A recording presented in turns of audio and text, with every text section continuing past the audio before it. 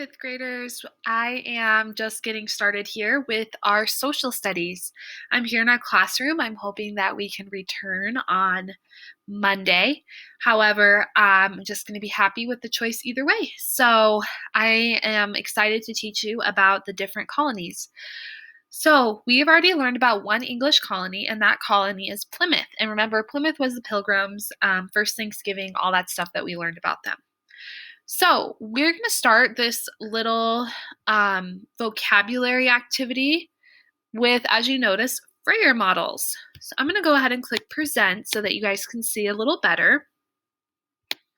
Move my camera over here. Okay, so the first word that we have is colonist, which you guys already know kind of the definition of, pilgrim, epidemic, and drought. So those are 4 words that you're going to be working on defining, but I'm going to do one box for you, so you technically don't have to do 4 words. You only have to do 3. So since you guys already know colonist, that one's kind of easy. I'm not going to have you guys do that one because you already know the meaning of it, so I'm going to do that one as my example.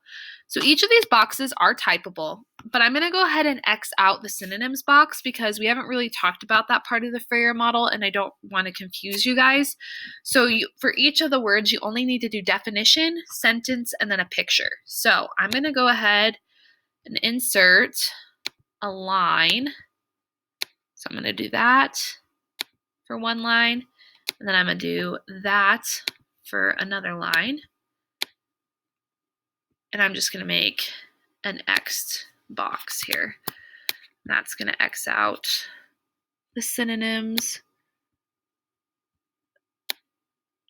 So that is going to show you guys you don't need to do that box. Oh no, that's not what I meant to do. Fifth graders, I tell you, sometimes technology, it is a struggle for Mrs. Patina. All right, so just know you don't have to do the synonyms box. So I'm just, instead of putting an X, I'm going to say do not need to do. Do not need to do. And do not need to do. Okay, now that that's taken care of, first thing I'm going to do is find the definition. So one way that you can do this is you can actually use a dictionary tool that's right here on Google Slides if you go to the tools, or you can just Google the definition. So I'm going to look up the word colonist. A settler or an inhabitant of a colony. And I can go ahead and actually copy and paste this definition into my box here. And there we go. Now, it wants me to use it in a sentence. So you will create your own unique sentence here. A colonist is a person, or you could say, the people who lived in Jamestown were colonists. That's my sentence there.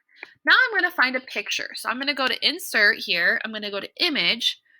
I'm going to search the web, and I'm going to look up a picture of a colonist. So looking, there's not really a lot of great pictures. Kind of like this one though, because it looks like people exploring and then finding a place to live. And I'm just going to make it small so it fits in this box right here. Then I can click present and I can see it bigger, see my work bigger. So that is how you would do that. So you would do this for pilgrim.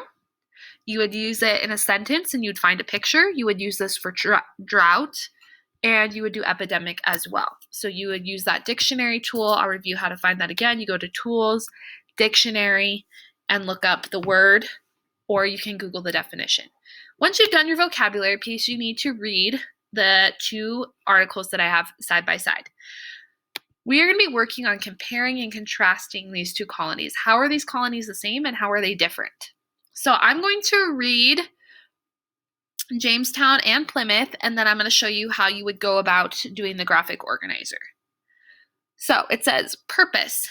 In the year 1607, I'm reading Jamestown, approximately 100 English colonists sailed across the Atlantic Ocean into unknown territory. The colonists were a member of a joint stock venture known as the Virginia Stock Company. King James I of England granted a charter to the Virginia Company, allowing them to form the first permanent English settlement in North America. In order to earn money for the stockholders, the colonists of the Virginia Company were tasked with the goal of finding riches in the form of gold and silver minerals. Additionally, the king wanted to expand English lands and find a river route to the Pacific Ocean in order to increase trade with Asia. So remember, that was the whole reason that they were exploring, is they were trying to find a faster route to Asia. Location, so this is where they ended up at. The colonists eventually settled on a narrow peninsula on the banks of the James River near Chesapeake Bay in Virginia. The location of Jamestown was picked because its deep water allowed for the ships to anchor, and it was far enough inland to provide protection from invaders. The colonists constructed a wooden fort for protection, a storehouse for ammunition, a church, and several homes. So they ended up in Virginia, so modern-day Virginia. Problems. Unfortunately, the colonists soon ran into different problems. The location of the settlement was not ideal for permanent living. First, the colonists lacked fresh water, which led to dehydration, disease, and death. Second, the land was marshy and swamp-like, which made growing crops difficult. The area was also experiencing a severe drought. Without an adequate food supply, many of the colonists died from starvation. Third, the problems were compounded by attacks from local Native Americans. More than half of the initial colonists did not survive the first winter in Jamestown. So kind of a rough situation there in Jamestown. Progress. As time progressed, skilled laborers, farmers, and supplies arrived from England to help the struggling colonists. The settlers new techniques for farming were able to establish a decent food supply. Oh gosh, and now it blocked this right here. There we go. And a successful tobacco cash crop. Soon additional forts and settlements were built up, making Jamestown the first permanent English colony. So that is Jamestown, and it came after the Pilgrims. So they thought the Pilgrims had such a good idea of coming to the New World, so Jamestown copied them, but it didn't go so well at first. So now I'm going to read about the Plymouth colony, which you guys already know a little bit about because we were learning about them last week. Purpose. A group of religious separatists left England aboard the Mayflower in the year 1620. They were in search of a place where they would be able to worship freely. The Pilgrims, as they came to be known, wanted to separate from the Church of England and start their own colony in North America where they could live a simpler life guided by the Bible. After a long and difficult trip across the Atlantic Ocean, the Pilgrims arrived in southeastern Massachusetts. The colonists decided to land in a location they called Plymouth. It had a calm harbor, a river for fresh water, and flat lands to grow crops. Before exiting the ships, they drafted and signed the Mayflower Compact, the first governing document of the Plymouth colony. The Mayflower Compact specified basic rules and laws for the colony. Problems. The Pilgrims landed in Plymouth in the beginning of winter, and they were not prepared for the harsh climate. Nearly half the colonists died due to cold, disease, and starvation. After an extremely rough first year, the Mayflower sailed back to England, and the colonists were left to fend for themselves in North America. Luckily, their relationship with the Native Americans would help the struggling Pilgrims survive. Progress. Before the Pilgrims landed in Plymouth, many of the Native Americans in the area had been killed by an epidemic. Most of the Native Americans were friendly with the Pilgrims. Peace treaties were signed with the Native Americans, and they were taught valuable survival skills. The Native Americans taught the colonists how to successfully grow crops, fish, hunt, and gather fruit. The colonists and Native Americans even joined together to celebrate a bountiful harvest feast, which is now as the basis for the modern Thanksgiving holiday. With the help of Native Americans, the Plymouth colony was able to grow from just 45 people to over 7,000 colonists. So, this is the two articles about Plymouth and Jamestown. So, after reading this, let me go back here and exit the full screen. You are going to look at this chart right here, and you are going to tell me the differences and similarities between, this is kind of like a Venn diagram.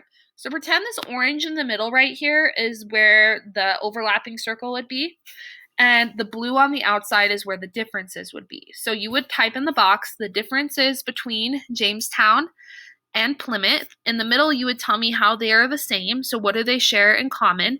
And then how is Plymouth different than Jamestown? And vice versa would be in the blue.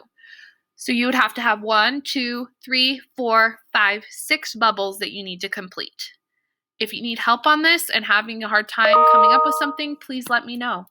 But other than that, you should be pretty good to go. So that is your assignment for today for social studies. And you also have a Kahoot that you need to do on Age of Exploration.